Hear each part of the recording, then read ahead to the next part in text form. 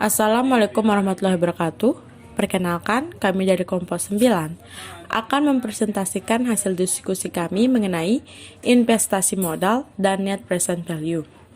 Tapi sebelum itu, saya akan memperkenalkan anggota kelompok saya. Yang pertama, saya sendiri, Devisa Fitri.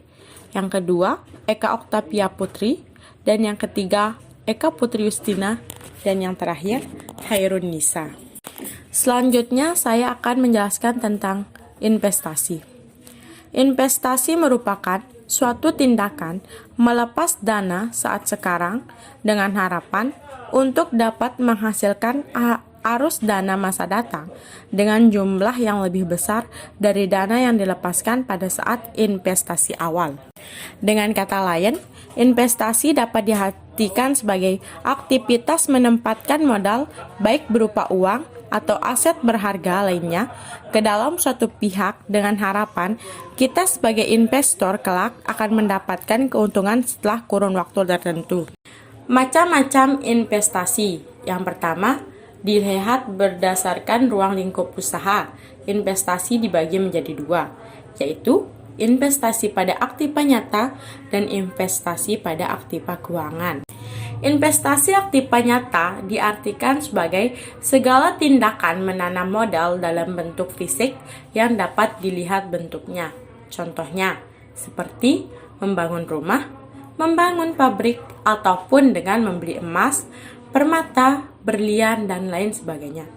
Yang kedua, investasi pada aktiva keuangan atau finansial diartikan sebagai segala tindakan menanam modal dalam bentuk surat-surat berharga.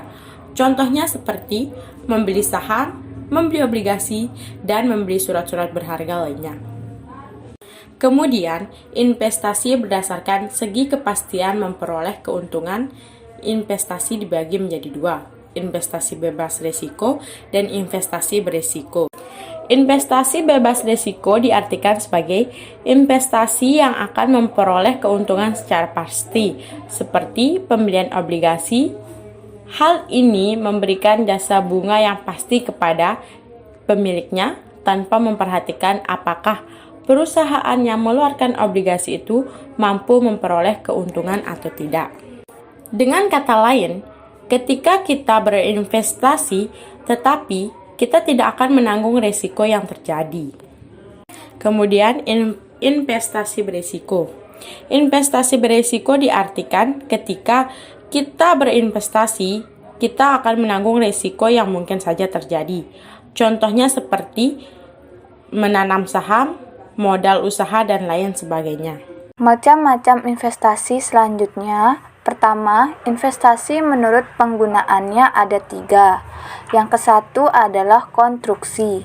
Konstruksi adalah pembangunan atau pendirian sesuatu yang baru, misalnya gedung, rumah, pabrik, kantor, dan lain-lain.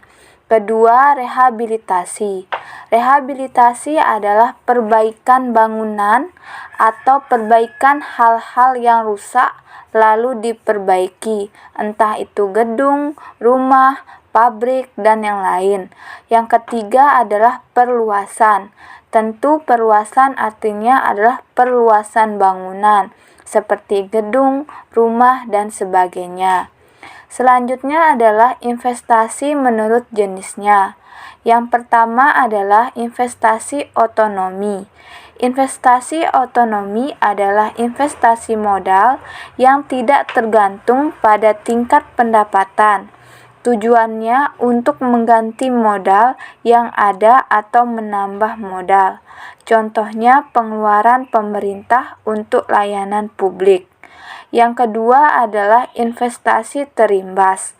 Investasi terimbas adalah investasi yang sangat dipengaruhi oleh pendapatan nasional.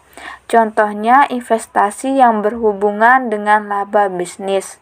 Yang ketiga adalah investasi publik. Investasi publik adalah investasi yang dilakukan untuk sektor publik. Umumnya dilakukan oleh pemerintah. Contohnya adalah pembangunan jalan tol.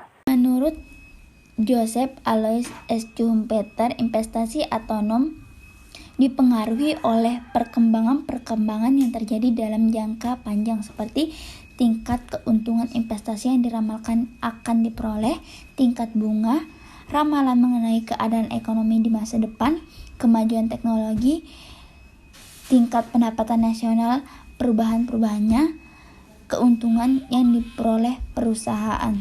Faktor yang mempengaruhi tingkat investasi itu ada dua, tingkat pengembalian yang diharapkan sama biaya investasi. Nah, sekarang tingkat pengembalian yang diharapkan itu dibagi menjadi dua, kondisi internal perusahaan dan kondisi eksternal. Di sini, kondisi internal itu adalah faktor yang berada di bawah kontrol perusahaan seperti tingkat efisiensi, kualitas SDM, dan teknologi. Sedangkan yang eksternal itu pertimbangan dalam pengembalian keputusan akan investasi utama adalah perkiraan tentang tingkat produksi dan pertumbuhan ekonomi domestik maupun internasional. Selanjutnya, biaya investasi. Hal yang paling menentukan adalah tingkat bunga pinjaman makin tinggi bunga, maka biaya investasinya makin mahal. Akibat minat akan investasi makin menurun. Namun tidak jarang, walaupun tingkat bunga pinjaman rendah, minat akan investasi tetap rendah. Hal ini disebabkan biaya total investasi masih tinggi dan faktor-faktor yang mempengaruhi adalah masalah kelembagaan seperti 1. Marginal efficient of capital dan 2. Marginal efficient of capital.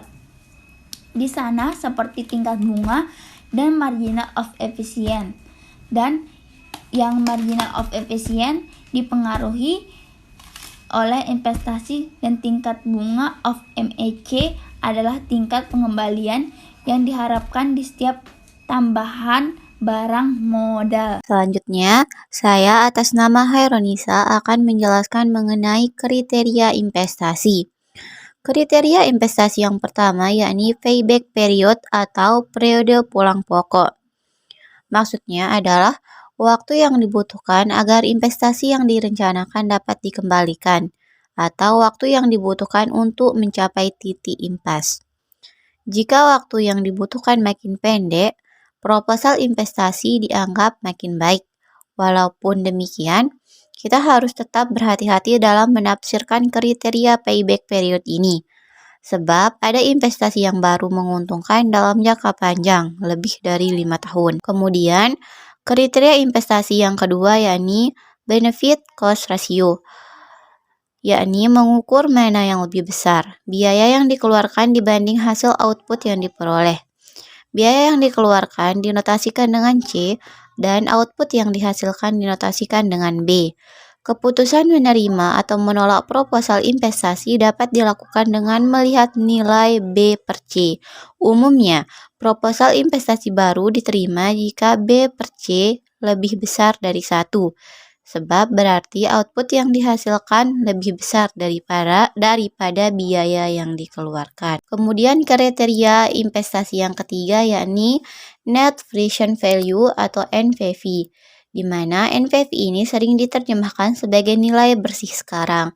NPV dari suatu proyek atau gagasan usaha merupakan nilai sekarang atau present value dari selisih antara benefit atau manfaat dengan cost atau biaya pada diskon rate tertentu. Perhitungan dengan menggunakan nilai nominal dapat menyesatkan, sebab tidak memperhitungkan nilai waktu dari uang. Untuk membuat hasil lebih akurat, maka nilai sekarang didiskontokan. Keuntungan dari menggunakan metode diskonto adalah kita dapat langsung menghitung selisih nilai sekarang dari biaya total dengan penerimaan total bersih. Selisih inilah yang kemudian disebut dengan net present value. Suatu proposal investasi akan diterima jika NPV lebih besar dari 0, sebab nilai sekarang dari penerimaan total lebih besar daripada nilai sekarang dari biaya total. Kemudian kriteria investasi yang terakhir yakni Internal Rate of Return atau IRR. Internal Rate of Return adalah nilai tingkat pengembalian investasi, dihitung pada saat NPV sama dengan 0. Keputusan menerima atau menolak rencana investasi dilakukan berdasarkan hasil perbandingan IRR dengan tingkat pengembalian investasi yang diinginkan. Nah, setelah penjelasan dari slide awal, maka dapat kami simpulkan bahwa investasi merupakan kegiatan menanamkan modal baik secara langsung maupun tidak langsung dengan harapan pemilik modal akan mendapatkan sejumlah keuntungan dari hasil penanaman modal yang dilakukan. Investasi bisa dilakukan oleh individu maupun badan usaha seperti perusahaan. Investasi modal merujuk pada uang yang dibayarkan untuk membeli barang modal atau membangun aset jangka panjang seperti pabrik dan mesin. Sekian presentasi dari kami. Apabila ada yang kurang jelas, silahkan ditanyakan. Wabillahi taufiq wal hidayah. Wassalamualaikum warahmatullahi wabarakatuh.